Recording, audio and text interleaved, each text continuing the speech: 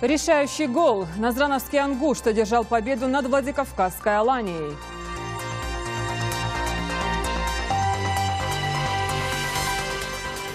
Покажем красоту горной Ингушетии всему миру. Французы уже в списке. Плоды полей. В ГУПе Сергу-Орджоникидзе собирают урожай кукурузы.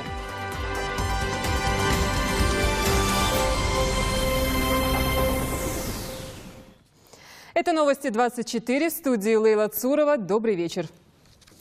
«Ангуш» одержал долгожданную победу. Сегодня на стадионе «Центральный» в рамках 20-го тура футбольной национальной лиги состоялась напряженная борьба между клубом из Назрани и Владикавказской «Аланией». Хозяева поля выиграли со счетом 1-0. Амир Цичоев наблюдал за игрой. Закончился матч 20-го тура в рамках ФНЛ против Владикавказской «Алании». Закончился для нас успешно, закончился со счетом 1-0. Магомед Гугуев на 75-й минуте забивает гол, и мы в итоге побеждаем. Радость на самом деле огромная. Вы можете видеть все это на моем фоне, как болельщики танцуют, обнимаются с футболистами. В общем, праздник футбола удался не только для футболистов, но и для всей республики. Матч был упорным. В первом тайме игра была равная, без всяких опасных подступов к воротам. Но во втором тайме, нужно признать, «Ангуш» смотрелся намного интереснее. И нельзя не отметить ряд игроков. Это Горокоев, это Каркаев, это Кишев, который отрабатывал в обороне. И, конечно, Магомед Гугуев, который включился и очень освежил игру, вышедший на замену Михаил Сорочкин. В итоге мы победили со счетом 1-0. Заслуженная победа, потому что ребята реально проявили характер. Если мы каждый матч будем играть в таком же стиле, то успех не за горами. Мы будем видеть абсолютно иной «Ангуш» и абсолютно иной футбол в нашей республике. Чем богата природа Ингушетии и что можно показать туристам? За очевидными ответами в республику приехали представители Французской Федерации туризма «Клуб Вожья». Для реализации дальнейших планов сотрудничества и обмена опытом гости в рамках рабочей экскурсии отправились путешествовать по горным тропам природного заповедника региона. Их сопровождала наш корреспондент Лейла Гайсанова.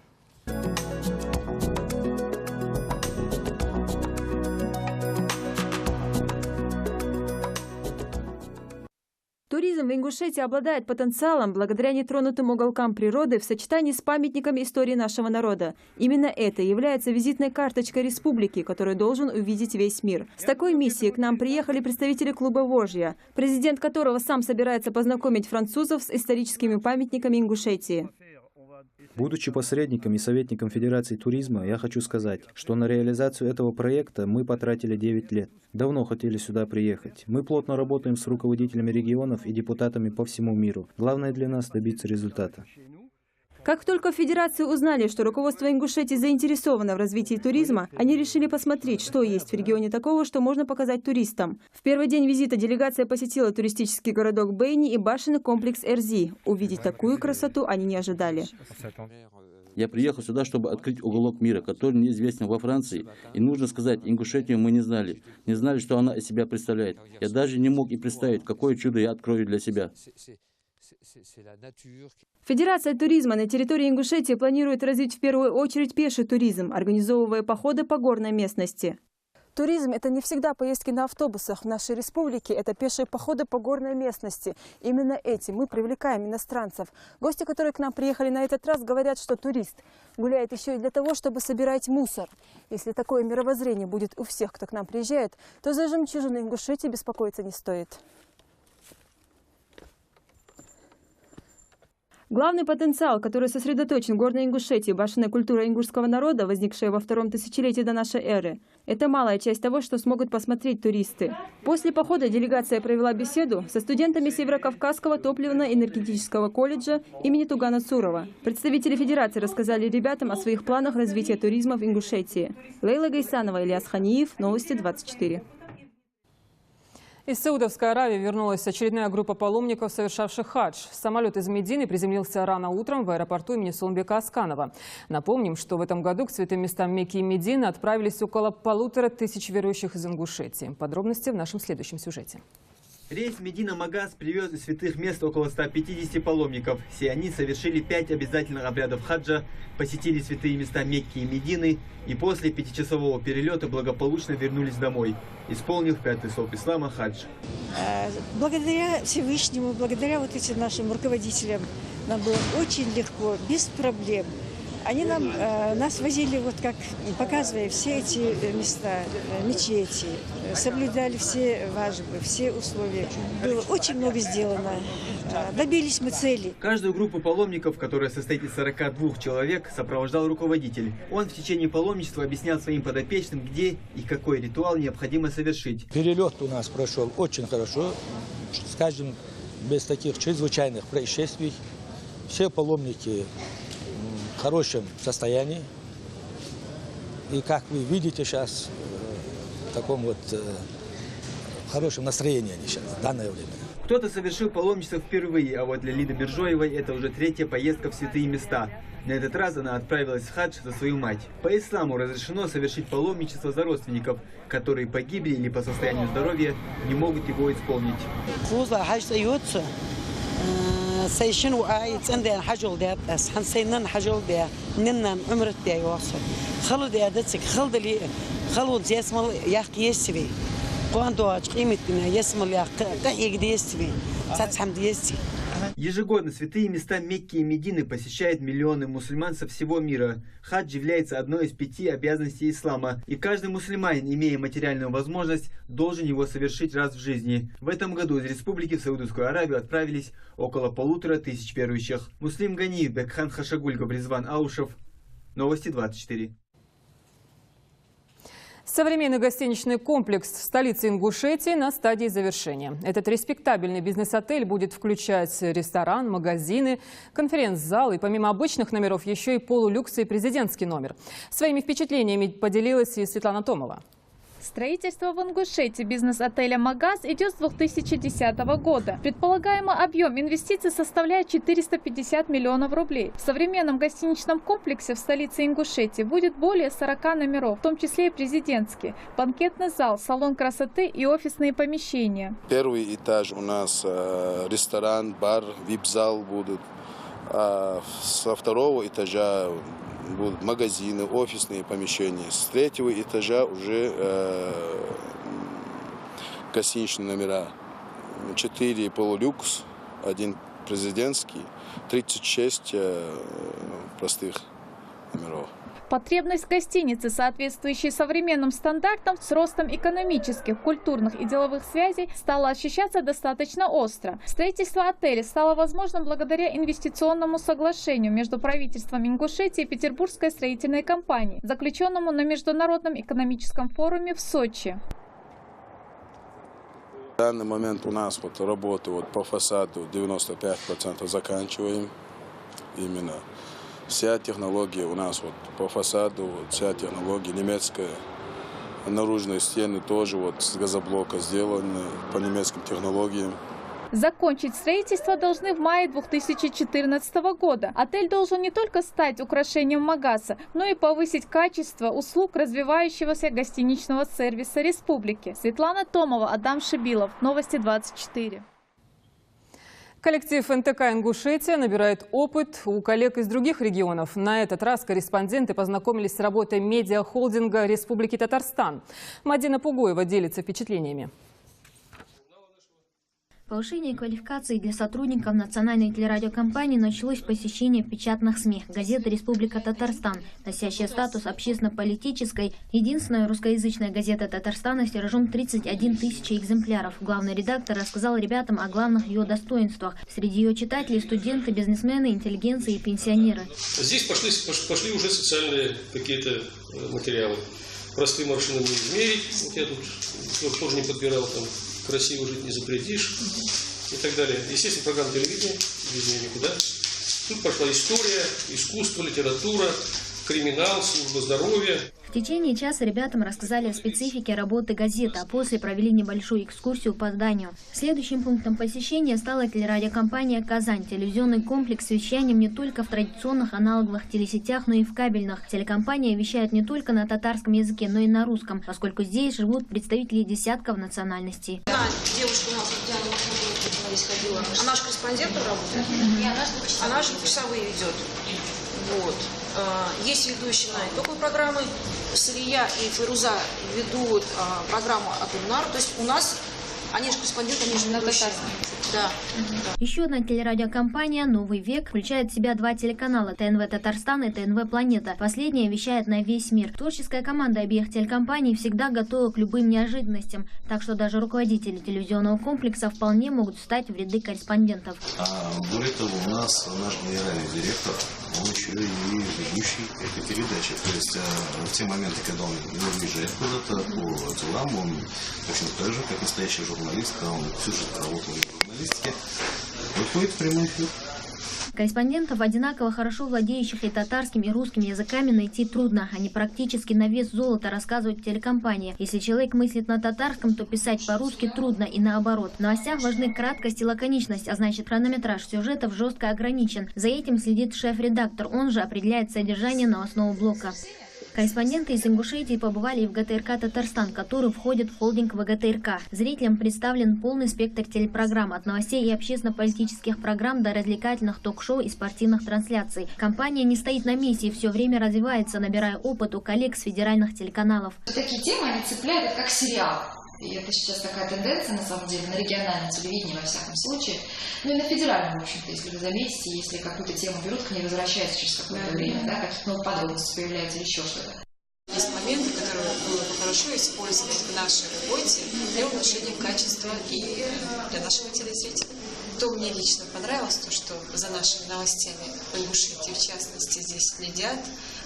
На Триколоре, наш канал, который вещает на Триколоре, он уже известен на территории Татарстана. Пребывание в Татарстане сопровождалось ежедневными экскурсиями по столичным достопримечательностям. Местные жители говорят, приехать и не увидеть своими глазами Казанский Кремль нельзя. Он представляет собой комплекс архитектурных, исторических и археологических памятников, раскрывающих его многовековую историю. Казанский Кремль в 2000 году был внесен в список объектов всемирного наследия ЮНЕСКО. Еще она известна как самая северная точка распространения ислама и самая южная точка распространения псковской и нижегородской архитектуры.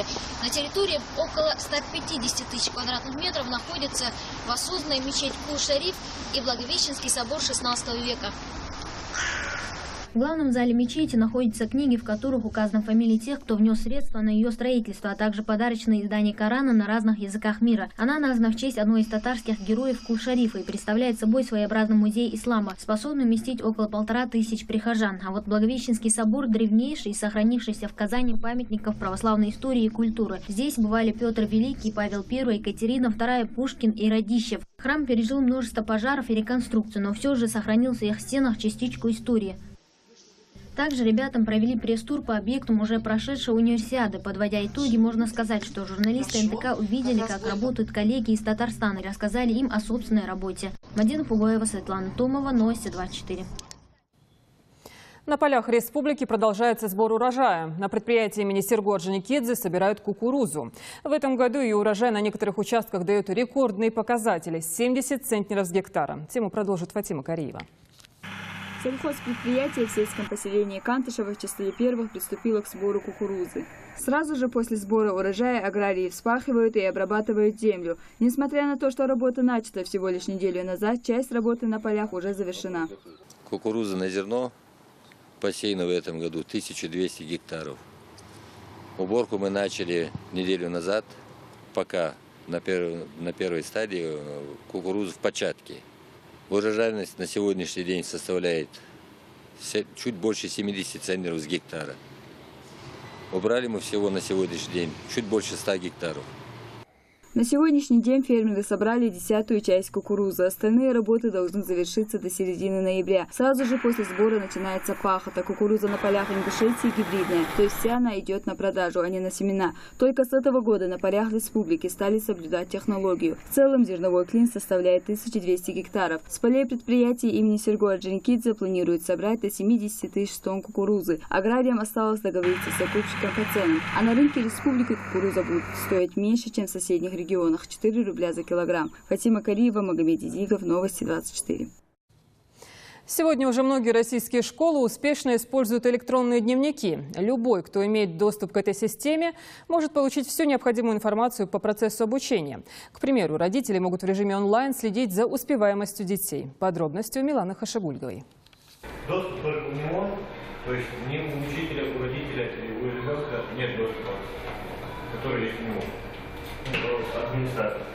Электронный дневник – новшество, введенное с начала учебного года и в школе-интернат Назрани. С его помощью педагоги имеют возможность вести электронный школьный журнал, автоматически получать любую информацию, а еще наладить дистанционное обучение. Интерактивно можно давать уроки отдаленно детям, которые живут в отдаленных пунктах, которые не могут приезжать на уроки. Плюс дети-инвалиды, которые не могут тоже посещать уроки, можно дистанционно отсюда давать, учитель может полноценно давать урок. С появлением электронного дневника родители получают возможность своевременно видеть оценки детей, домашние задания, контролировать посещаемость, общаться с преподавателями и представителями администрации школы в режиме онлайн, получать сообщения о жизни школы и класса. Дневник.ру – это очень удобный сайт, так как я могу после работы просмотреть все оценки, все домашние задания. Даже если мой ребенок по уважительным причинам не был в школе, я могу переписываться с учителями, узнать домашние задания. Для меня, мне кажется, это очень удобный сайт. Электронные дневники и журналы во многом похожи на обычные, только заглянуть в них теперь можно из любой точки мира, в которой есть интернет. А вот с ним иногда бывают проблемы из-за низкой скорости. Милана Хашигульгова, Резван Аушев, Новости 24. Работники энергетической сферы теперь имеют возможность повысить свою квалификацию, не выезжая за пределы Ингушетии. Переподготовка специалистов проводится в топливно-энергетическом колледже и продлится больше месяца. Подробности у Хавы Султыговой.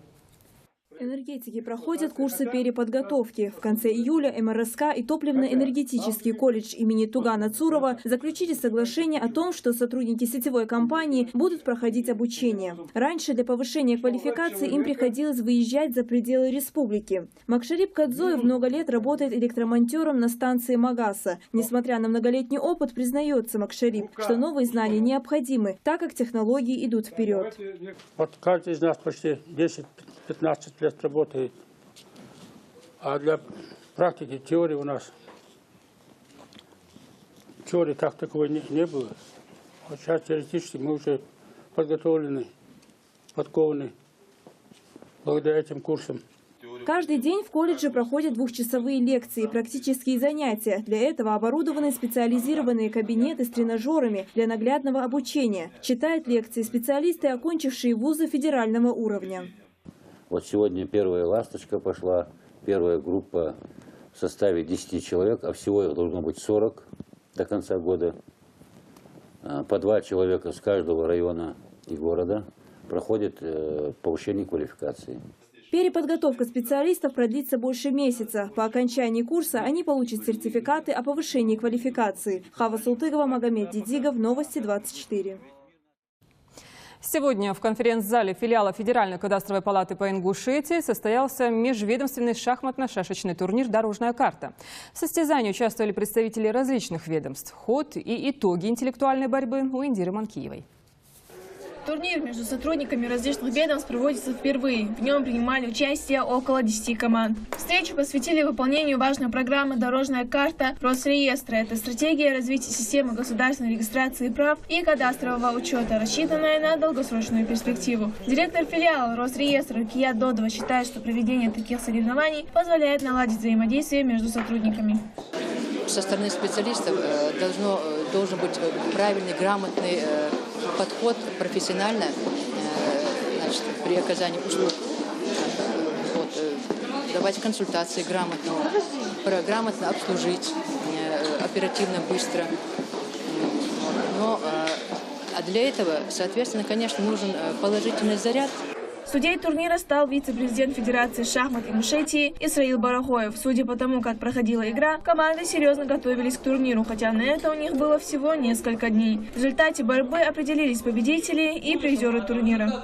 Мы очень рады, что приняли участие в этом турнире. Все было устроено на высшем уровне. Наша команда по шашкам получила первое место. Это управление Росреестра по Республике Ингушетия. По завершении турнира победителей и призеров наградили грамотами и кубками. Планируется проводить такие соревнования ежегодно, и организаторы надеются, что в следующем году участников будет больше. Индира Манкиева, Илья Досхоев, Новости 24. Это все новости среды. Спасибо за внимание и спокойной ночи.